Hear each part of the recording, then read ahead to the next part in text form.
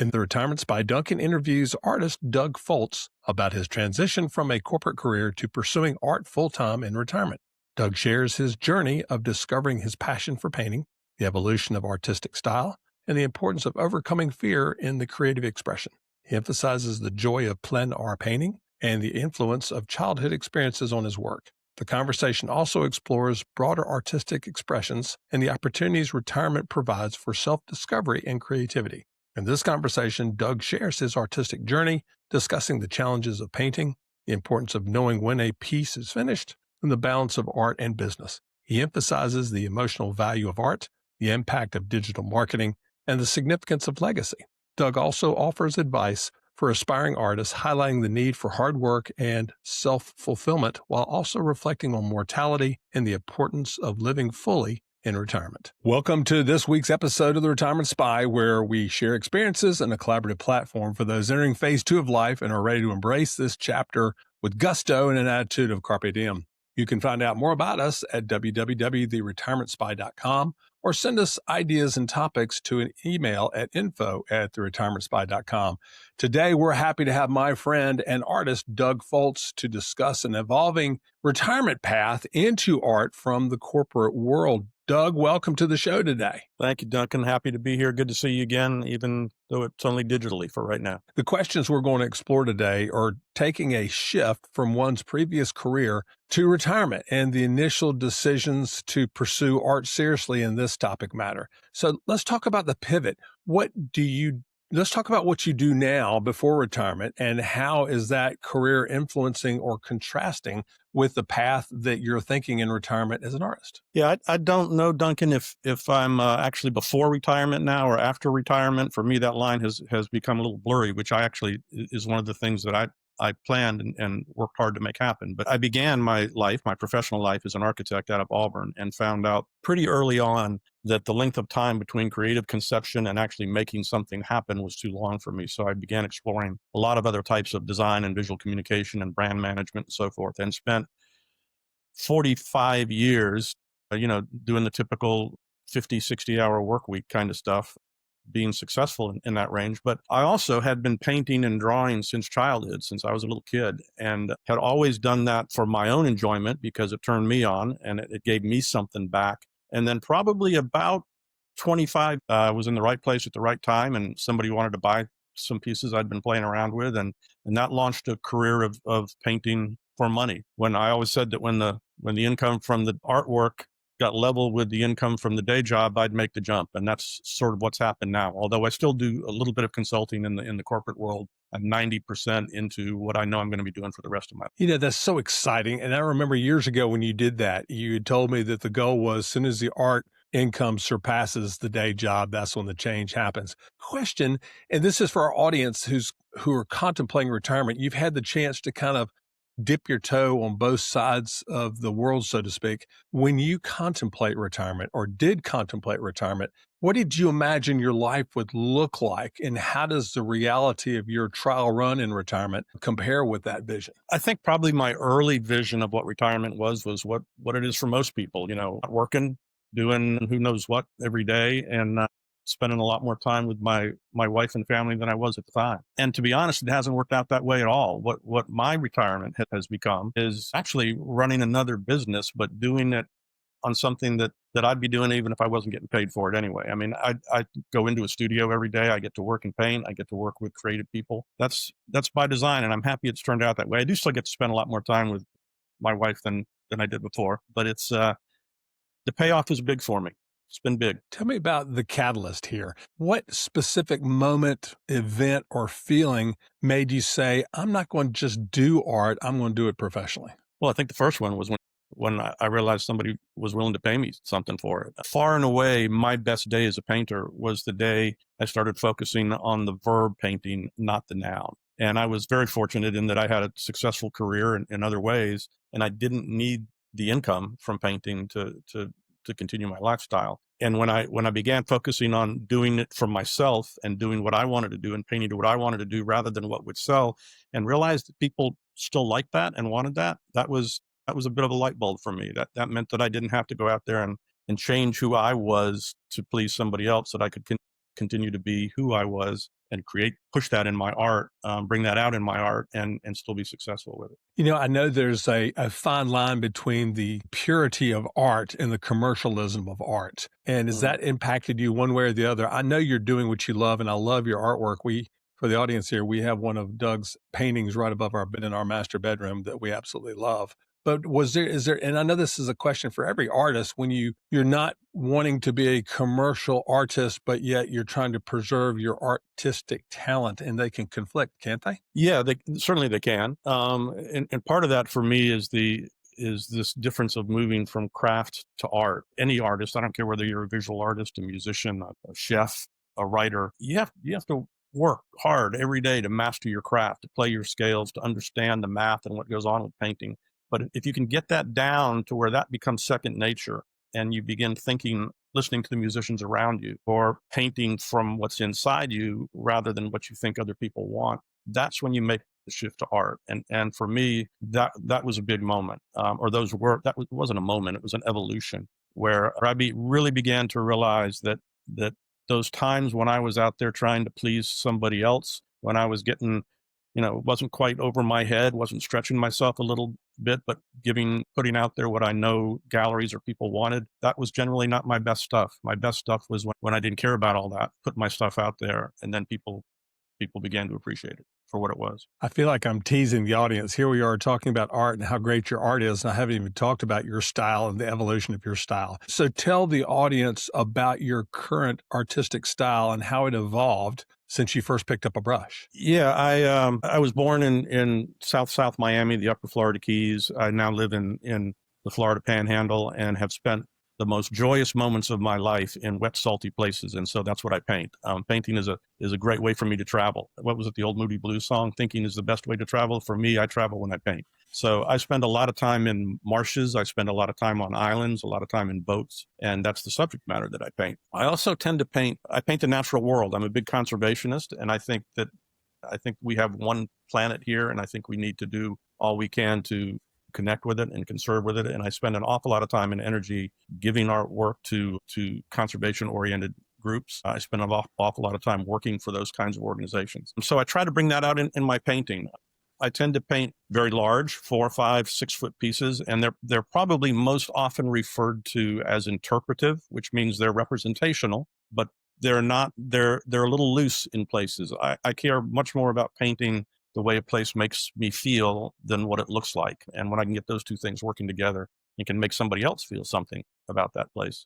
That's good. I just did a show not too long ago that was entitled Storm. It was just a whole series of storms. And I realized in putting that show together, there were about a dozen pieces in it, how much I love that aspect of the natural world. At the end, we'll give the audience some direction about how to see your great artwork. But what I love about what you do is the landscapes in the places that you're doing your landscapes. And it's not just landscapes. You do some, I'm not saying it right, birds, egrets, and other wildlife associated with landscape. But you have a gift in being able to capture the feeling of what I see in the marshes. And I grew up in North Carolina, and so the low country of South Carolina was my backyard. So seeing willow trees with Spanish moss hanging out and the marsh itself is it's near and dear to my heart. Doug, for our audience, has a wonderful way of capturing the emotion of a landscape, the ocean, the bay, the marsh with the sunsets. You can feel the wind going through his art if you ever have a chance to see his art. And it's truly impressive. But tell me about, are you doing more than oils? Are you doing acrylics? Are you doing watercolors? How did you choose your medium for what you're doing? First of all, when my current publicist leaves me, I'm going to come talk to you, Duncan. That was a great reaction. Thank you. The work that I really do, my big pieces, and what I work in galleries around the East Coast with, is oil. I love the translucency that it gives me when I paint. We never really see anything. All we ever really see in this world is the light that surrounds things, and oils give me the opportunity to do a little bit more with that light, which is so important to me. I do an awful lot of plein air work. I have a 70-year-old wooden boat that was born the same year I was, that I take up to the Chattahoochee River and do small plein air studies in oil that I bring back to the studio and feed the larger painting work. I do a lot of watercolor work in the field, just as studies, but the primary work that I deliver to the world is in oils on canvas. Tell the audience, for those not well as informed as they should be, what plein air is and why that is so special for those who don't understand that. Yeah, I'm not sure. I'm not sure that means they're not as informed as they should be. It took me a while to figure out how to say that and spell it as well. But it just means painting in the outdoors. I paint 4, 5, 6 foot square canvases, and it's tough to get out there in the natural world and work with something that scale.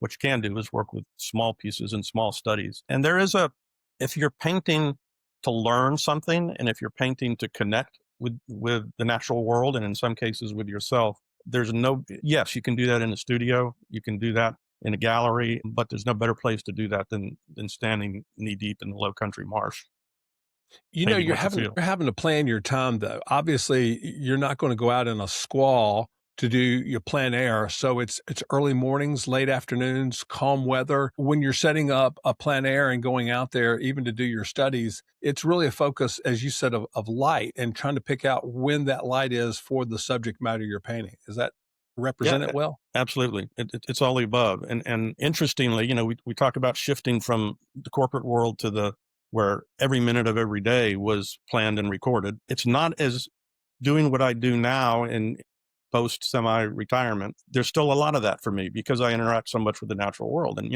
she's the boss. Mother Nature drives me, so she tells me when to be where. That's just beautiful. Tell me something. I'm trying to encourage our audience who love art not to be intimidated by you as a professional artist. We have people who want to do finger painting, color by numbers, God forbid, or something all the way up to you. When someone is in retirement saying, look, I want to take up painting, it can be in a garage, it can be in a spare bedroom. It doesn't have to be limited, but I want the audience to appreciate where you started your art and where you are now, because I've seen your studio now, and it's as a real estate developer, I'm envious of your studio. Yeah, it's the biggest thing is no fear, man. It's just a painting. It's all you're doing is putting paint on a piece of canvas or a piece of wood or a piece of paper or something like that. And actually, well, Bob Ross used to call them happy little accidents. Sometimes you learn more from the mistakes and the bad ones than you do the good ones. And if the goal, again, if the focus is on the verb painting rather than the noun painting, then there is no fear. You're enjoying the process of it. You're enjoying what you're learning. So it's people think that if they're creating art, and again, we'll extend the definition of art here. It's not just painting; it could be music. If you're a closet guitar player your whole life and you decide you want to start making recordings in retirement, it's the same thing. Just get out there and play. Learn how to. You'll find your groove, but you've got to do some experimentation to make that happen. I started out in a garage and a painting in a spare bedroom as well, many many years ago, and then when I got my first commission to do an 8 foot tall painting, realized I had to go out and get some studio space somewhere. And that was a great thing. My studio here in Santa Rosa Beach, and the one I had in Atlanta for many, many years, is a highly curated space for me. I spend an awful lot of time alone there, and I've created a space that turns me on, a space I can go into on days when I don't particularly want to be in there and find things and touch things and see things in a way that keeps me excited and flips a switch and gets me going again. So getting your kit right is an important part of pursuing whatever it is you want to pursue. Having seen Doug's studio, I call it the ultimate man cave for the creative process. Doug has set up his studio in a loft warehouse environment where he has lighting that he can tune in when he wants to, where he wants to. He's got the dirty art smock that he puts on when he does his thing. He's got the refrigerator, the bar. He's got the sofa that I'm sure when he's in a creative process, he catches some Z's every now and then. And when he does his displays, and I know that you have showings every now and then, he's got a perfect place to let novices come in to have a little wine and cheese to look at what he's doing and what he's in the process of doing.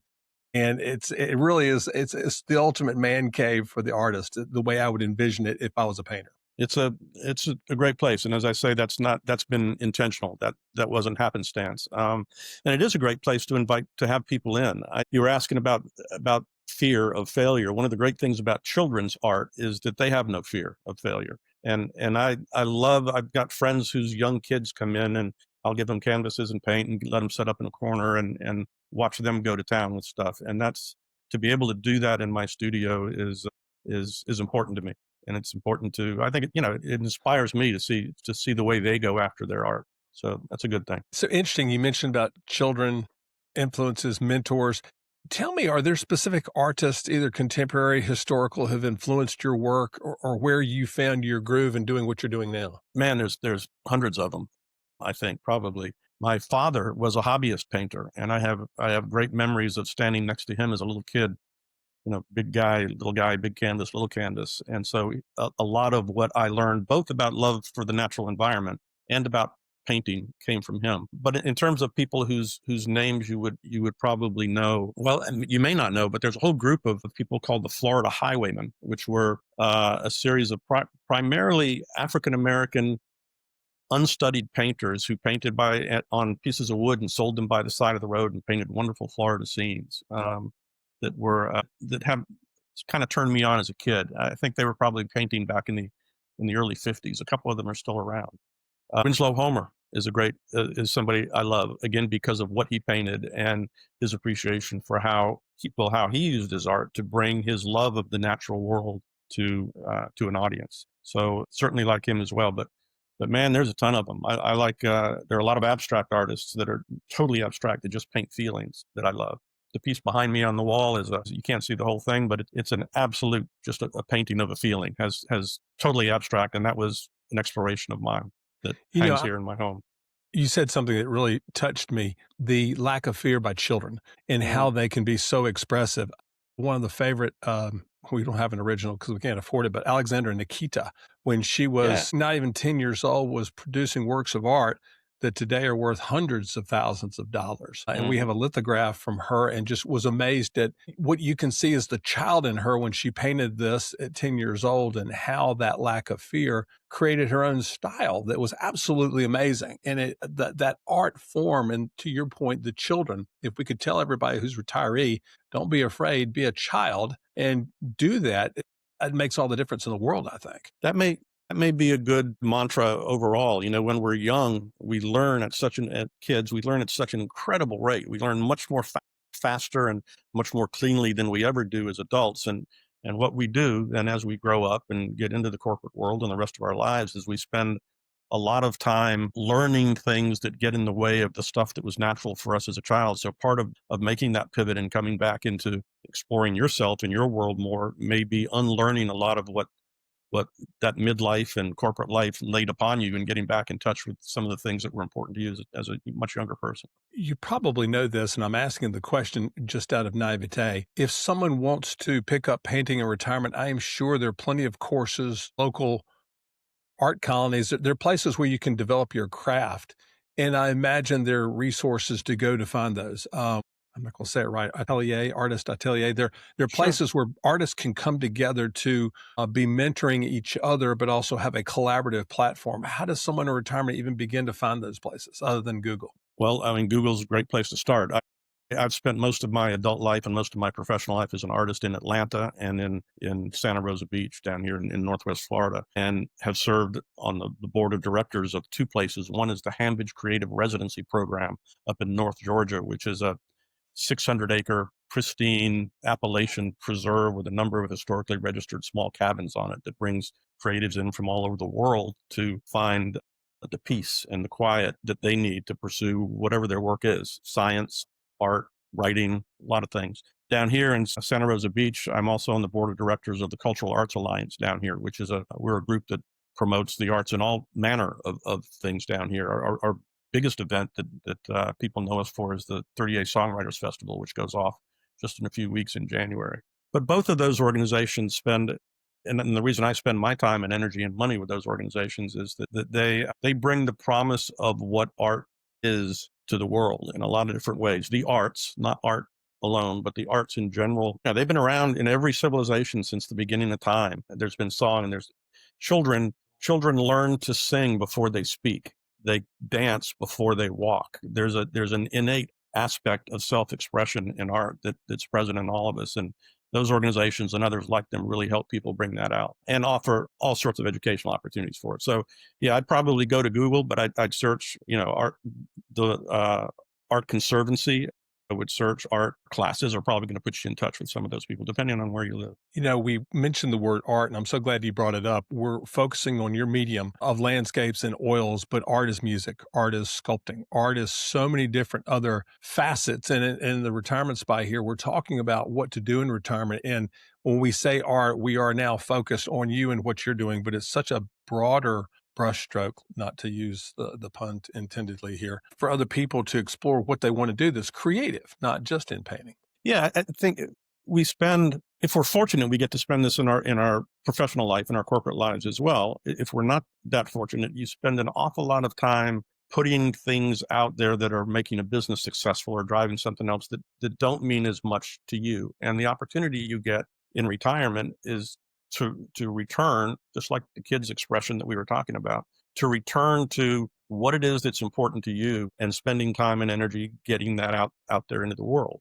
But then you've got to find a vehicle to do that. It could be travel and writing about that travel. It could be the visual arts where I live. It could be music. It could be the culinary arts. It could be writing, podcasting. There's all sorts of things that, as long as you're using the medium to get deeper inside yourself, find something that's important to you and put it out there to share with the rest of the world. That's really what the opportunity is about, or what it Gosh, has been for me, man. that's beautiful. Let's turn back to your focus as an artist painting. Tell Mm. me the most challenging part of the actual painting process, not being a painter. Is it the composition? Is it the mixing? Is it the finishing? Finishing could be, because I've watched you. It seems like you've been working on an egret every time I've seen you for the last 10 years. And I know it's a different egret, but I know there's a degree of perfectionism that comes into that makes finishing even difficult. Tell me, for you, what's the most difficult part of the painting process? Well, you mentioned composition, and visually, I believe composition is king. Everything serves composition, but that's your initial connection to the painting is through composition. But for me, the most difficult part of a painting is knowing when it's finished, knowing when to step away. And to be honest, I count on my wife, Alicia, who's a very artistic woman, to walk in behind me in the studio and say, "Put the brush down, step away. That one's done." I tend to like to have paintings around where I think they're finished in the studio for a couple of weeks, where I can walk by them and see how they affect me and how they feel as I walk by. And sometimes I do that and then can go up there and with a single stroke ruin everything that I've done for the last month on that piece. So knowing when they're finished is really important. And you mentioned perfectionism. Again, one of my best days as a painter was when I realized it wasn't perfection that I should be pursuing. I studied with a guy in Provence, a plein air painter, paints outside, named Julian Marrow Smith. And he once told me, and I will always remember this, he says, better to be inaccurate with a single stroke than accurate with three. And that idea of bringing looseness to your work, still interpretive representation, but no fear of abstraction is a really important part of it for me. Let me switch gears and talk about what it means to be a professional artist, especially when you're in retirement, meaning you're painting for fun, you're painting for lots of different reasons, but where does the love of painting go from inward focus and therapy, so to speak, to actually making a buck? Yeah, I mean, there is a whole part of being a professional painter that has nothing to do with the painting. It has to do with the profession. And that is everything from marketing to website management to managing gallery relationships and billing and shipping and, all of the other things that it takes to run a business. So finding energy in that is important to being a professional painter, but it's still, I don't know what the exact ratio is, but it still has got to be about the work itself. If I don't care how good I am at the other end of it, if I'm not creating work that is satisfying me and satisfying the people that I'm putting it out there for, then the business end of it doesn't matter. But yeah, make no mistake. There's a whole lot of days where, as a painter, I never touch a brush. I'm doing all sorts of other things. I try not to let those happen too often, but How they do. Tell me how art is sold nowadays, meaning the marketing aspect of it. When I think of art as just a novice, I'm thinking about art galleries as an example. But today Hmm. you have online media, online marketing. You have different ways of getting out into the world about what your art product is. How does a person find your artwork today? Or better yet, what are you doing to get people to learn more about your artwork so that you can sell it? Yeah, that's it's a question that a lot of artists are asking right now because that is pretty much in a state of flux. The model before COVID was get hooked up with a gallery somewhere, put a body of work together, do a big show with a reception, let the gallery sell your work, take their cut. COVID changed all that. There were no big gallery receptions. People weren't, that really changed all that. Prior to COVID, the web and digital access was beginning to change things. I have had people that live a mile from a gallery I do business with in Boston buy paintings from another gallery I do business with in Naples, Florida, just because they find them online, so that they can certainly connect geographically. So the geographic borders are down. Social media is important. Public relations is important. I do an awful lot of interviews with, once you break through, once you make it, and so much of this, man, is right place at the right time. Once you meet that one person at the one cocktail party that says, oh, you know what? I have this digital magazine called Bold Journey, and we're talking to people about things they do.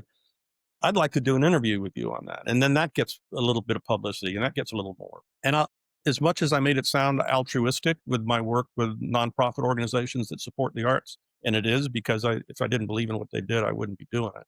But there's a lot of value there. There's a lot of value in being seen and getting out there at large events and organizations. I give an awful lot of paintings away to organizations like that to auction off. And when I first started doing that years ago, I used to, here's one that's probably never going to sell. I'll give that one to him. No, here's one that's a small, I'll give him that one. And then I realized that was an opportunity to put my best work out there, because so many people see it that way. So that helps an awful lot. But yeah, the digital world, man, has opened up all kinds of things. There are digital marketplaces online where, as an artist, you can sign up and sell your artwork there, often for less of a cut than galleries typically take of the retail price of a piece of art. There's no real estate to pay for. The overhead is less. You're digital now, right? Yeah. And they're, galleries, man, they earn that cut that they take. They're out there marketing, they're selling, and that's a really important thing as an artist. You have to develop the relationships with the gallery operators and the gallery owners and keep them excited. If they're not excited about your work, when somebody walks through the door, they're going to show them somebody else's work that they're excited about that day or that week or that month. So and here we are back to the carryover from business again. So nurturing those kinds of relationships with the people you're doing business with as an artist is just as important as it is as a real estate developer or something else. Yeah. Well, speaking of a real estate developer, we know in real estate how to come up with price. Price is a commodity in real estate. We can say this is how much it costs to build, to own, investment value, and things like that. In the art world, it's not like you're working backwards from a painting saying, all right, artists make $1,000 an hour. I put 1,000,000 hours in this. So here's what I'm going to sell my artwork for. How do you value art? And then the second part of the question is, how do you separate the price of art from the value in your heart that you put into it? Yeah, that's a challenging formula. I think early on, when I first started selling through a gallery in Atlanta, Huff Harrington Fine Art, many, many years ago, I didn't know anything about the market. I let them set the price on that. I also made a decision very early on that I would rather sell fewer paintings for more money than a lot of paintings for less money. And because I was financially in a situation where had a successful career, it didn't matter if I didn't sell any paintings for a couple of months or, a long time. So that allowed me to come in at a somewhat higher level than I might have otherwise. Then the key really is just keep putting good work out there. Because of my architectural career and a lot of the people my wife and friends and I know, I have a lot of connections in the design world, and I started doing a lot of commissions for designers. And one in particular, pretty well known around the Eastern U.S., said, would you do this painting? We talked about it. How much would it be? I gave him a price that was aligned with my gallery work at the time. And he said, no, man, we're doubling that. That's crazy. This is a big house. We're spending, blah, blah, blah. And so I said, well, that's up to you, brother. If you want to do that, you do that. But that kind of broke a wall for me, where I suddenly started painting for more money. But the key then still has always, and I got lucky. As I said, I eased into this as a retirement pursuit and as an income stream in retirement. I didn't just turn a switch and make it happen. So I got to come in without doing a lot of things that a lot of young artists do, art fairs and a lot of schlepping stuff around. I got to come in a relatively smooth way, and that helped pricing as well as my ability just to paint what I want. paint for myself. How does the emotional aspect ever get in? Do you ever find yourself in a situation where you've got a good piece that you put out there? And I don't know, do people negotiate on artwork? Somebody comes in and says, yeah, I know you've got that priced at XYZ and I don't like that. I'm going to have a discount and I want to negotiate. Do you ever have, I mean, and then your heart is like, look, I put a lot into that. My emotion says it's worth more than that. Do you ever get in that situation? And it's got to be uncomfortable. It's yeah, I mean, it happens. One of the keys, never let anything go out the door that you're not happy to have your name on. A lot of the commissions that I do for people, I do with the understanding that they're under no obligation to take the finished piece.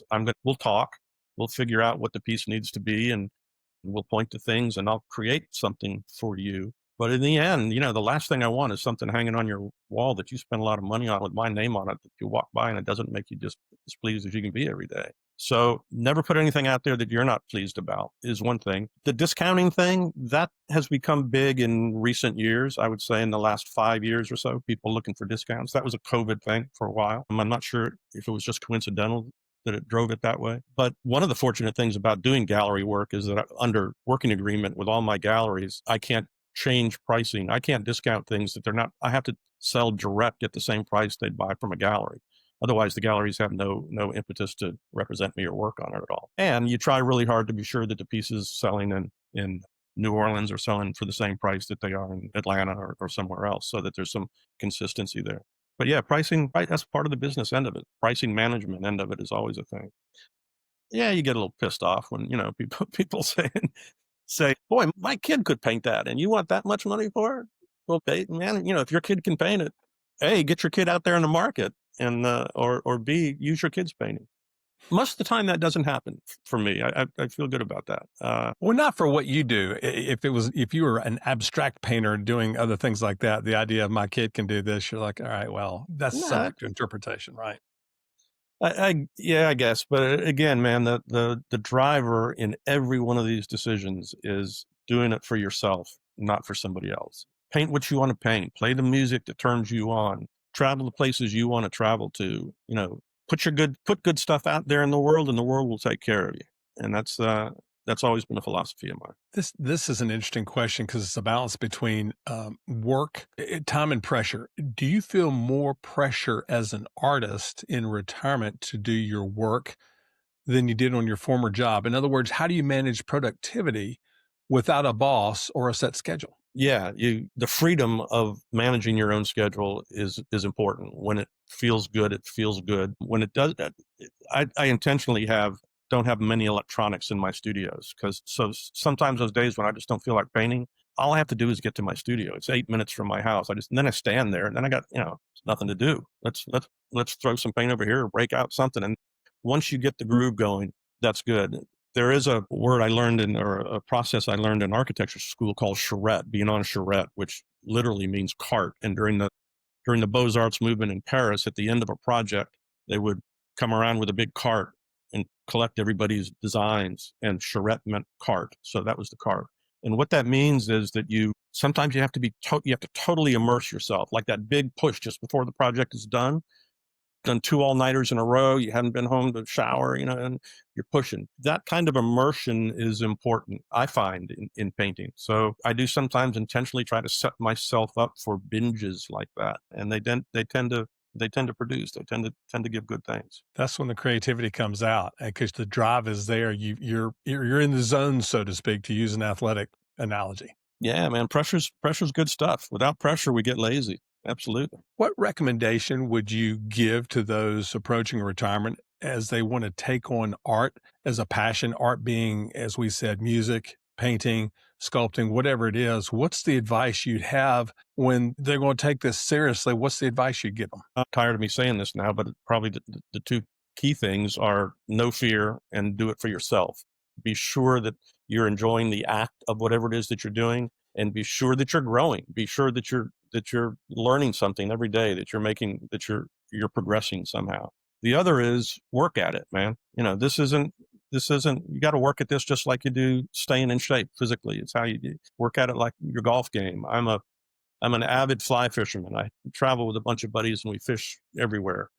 And if I don't work at that, I lose something. But if I do work at it, it makes those trips and my experiences as a fisherman much more enjoyable. So I've never known anything, whether it was business before retirement or in the art world, where hard work doesn't pay off. So no fear, do it because you love it, and then work your ass off. Great words of wisdom. 50 years from now, let's talk about legacy. I think every artist, I would hope, would have aspire for some legacy. And I don't think you'll ever know what your legacy will be till you're gone because it seems like art goes up in value as soon as you die. And I don't wish you ill will, Doug, but I do have some of your artwork. What is the legacy that you would hope, looking back in 50 years, that your artwork would have accomplished? I just, in fact, there's a painting that's going to auction at the 38 Songwriters Festival in January coming up. That's titled, and I love titling. A lot of my titles and a lot of my paintings begin with words that I've read or a bit of poetry that's scribbled on a canvas, and the painting comes over that. But this is a I can't remember who the quote came from now, but the title of the painting is "His golden life was to be an echo," and it's about time spent alone on the water. It's about thinking about legacy and this idea that what I want people to do, to look back on anything that I did, whether it's my painting or my friendships or my whatever, the way I treat my neighbors, is to look back and see that what I did was an attempt at good, and what I did was an attempt at right, and that they can take from that and see from the successes I've had by just living that way, that can, through the echoes of time, that they can bring that to address the challenges they're going to face in their lives. So if there's any legacy that comes from me, and I think the painting is probably just a vehicle for doing it, just like everything else in our life is. If there's any legacy that I leave, it's that I want people to see things that I did and draw strength that helps them address the challenges they face in their own. Wow, that's therapeutic as a legacy. That is really amazing. Hey, question. Yeah, What's a perfect day in retirement? In a few years from now, when you're fully out of the corporate rat race, so to speak, outline what a perfect day in retirement is for you. man, wake up next to the woman that I love, look out my window and see the marshes and the deer, leisurely breakfast, time spent creating, whether it's sketching, making a mark every day, painting, doing something that releases that every day, time with good friends, family. It's a lot to cram into one day here, Duncan, but it's what you asked for perfect. And then, man, light at the end of the day, the golden hour. Nothing better than watching the light around us go from day to night. That's where a lot of good things stir. And then, great meal, great bottle of wine, and get to bed early and do it all over again the next day. You just described the perfect retirement. So, as our audience knows, I always end our interviews with somewhat of a morbid question, but it's always purposeful. We ask this question for everybody on our audience here to think about what retirement means to you, and you have to put it in perspective in death. Tell me your thoughts about when you think you will die and what that means to you as you plan for retirement. Man, I just hit November 29th, just hit 70 years old. So life expectancy is male is 80 something or late 70 something. So there's probably, I hope I get to see one more decade. On the other hand, my mother who lives in Tallahassee, Florida, is 96 years old. So I've got good genes there going for me. But my goal is to die completely broke, mortgage to the hilt, nothing left, having left everything on the field that there is. So I'm kind of in a stage right now. If you start counting those years, I probably need to start spending a hell of a lot more money than I have been spending recently in my life if I'm going to hit that goal. The key is just getting the timing right. If I can get the timing right on death and being broke, that's perfect. I do think about it a little more now. I was diagnosed just about 2 years ago with a form of cancer, and we got it early. We did some good things with it, and my body is responding really well to a particular kind of immunotherapy that's being used to treat it.